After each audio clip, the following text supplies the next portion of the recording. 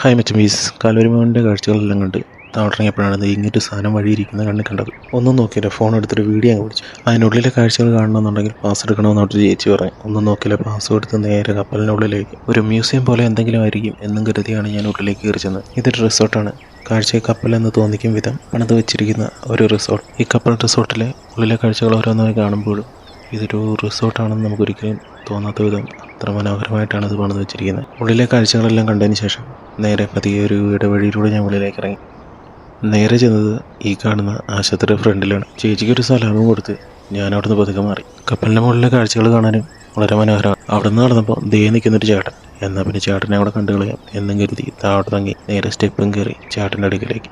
ആശാനാരെയോ നോക്കി നിൽക്കുവാണ് കേട്ടോ.